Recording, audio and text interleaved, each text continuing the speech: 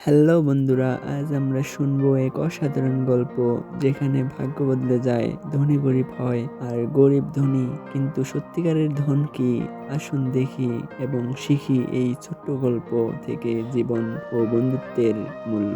একটা ছোট গ্রামে সকালে নরম সূর্যালোকের মধ্যে নিলয় একজন গরিব কৃষক মাঠে হাল ধরে কাজ করছে।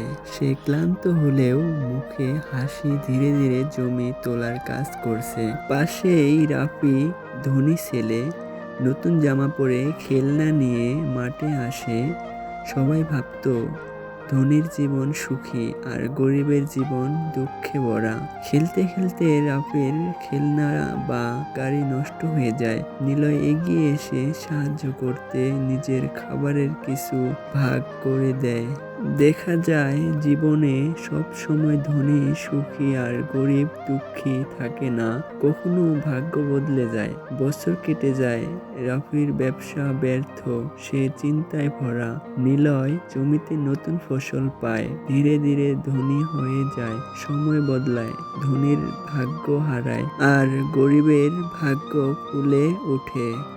নিলয় ধনী হয়ে আনন্দে হাসছে, রাফি দুঃখী ও হতাশ।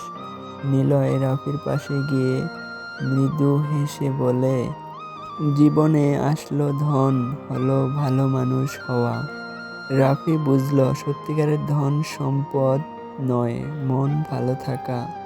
শেষে দুই ছেলে হাত মিলিয়ে সূর্যাস্ত দেখে মাটিতে দাঁড়িয়ে গল্পের নেরেশন শেষ হয়। গরিব ধনী হয়ে যায়, ধনী গরিব, কিন্তু আসলো ধন হলো ভালো মন আর বন্ধুত্ব।